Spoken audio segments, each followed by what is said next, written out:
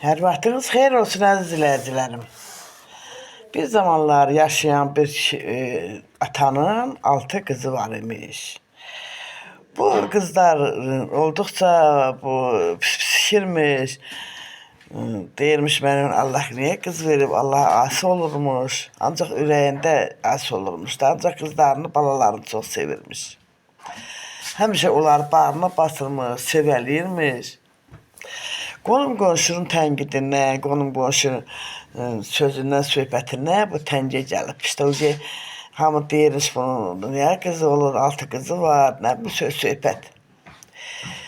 Bir gün bu elə olur ki, yenə xanımı hamil olur. Bu xanımına ürəyindəkiləri dilinə gətirir. Deyir ki, bu səfər də qızın olsa, mən səni boşayacağım. Deyəndə xanım səsini çıxartmır, başını aşağı dikir. Deyir, ürəyində deyir, ay Allah, sən özün görürsən hər şeyi, sən bana səbir ver. Nə bilim, özün səbir ver bana deyir. Özün belə məsləhətdir. Qız oldu, oğul oldu, evladdır. Mənim üçün fərqi yoxdur. Ata üçün də fərqi yoxdur, ancaq elin təhnizindən, nəsə oğul hamı istəyir də, oğul çəpərdir. 6 qızdan sonra bir oğul olsa ta yaxşı olardı da məsələn. Neyse Allah bilən məsləhətdir.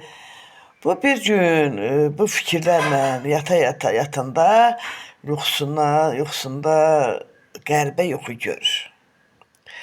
Görür ki, o dünyada, axirət dünyasındadır. Mələklər yığılıblar. Bunu deyirlər ki, sənin vaxtın hesablanıbdır, sən cəhənnəmə getməlisən. Hər hərəkətin, hər şeyin vaxtı, sən cəhənnəmə getməlisən, cənnətlik deyilsən. Ancaq qızı olan, 6 qızı olan cənnətlik olmalıdır. Bu, ürəyində Allaha asi olduğu üçün bunu cəhənnəmlikdir. Deyirlər də bunu cəhənnəmin qapısına aparırlar.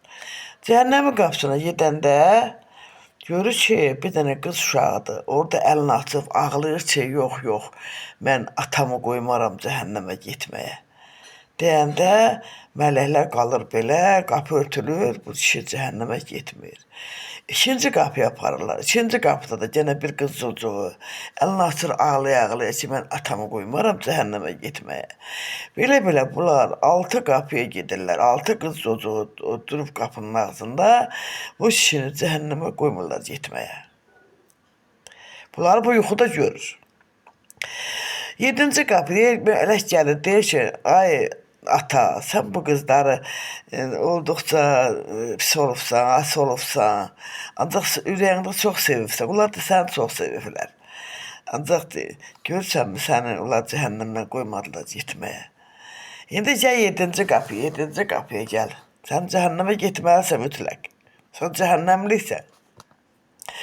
Bunlar 7-ci qapıya bunu sürükləyəndə görürlər ki, qapı boşdur. Heç kim yoxdur qapıda. Bunu cəhənnəmə, mələk qoluna tutub, cəhənnəmə atmaq istəyəndə bu yuxudan ayılır. Yuxudan ayılır, öyle ayılır yuxudan. Görür ki, ay Allah, sağ şükür bu yuxuymuş. Ayılır deyir, əlini açır göyə, Allaha səcdə eləyir. Ay Allah, sana fəda olum.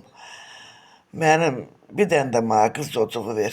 Demək qız çocuğu, qız uşaqları cəhənnəmin bu dünyada hüzündür, o dünyada da axirətdən səni cəhənnəmdən qoruyandılar.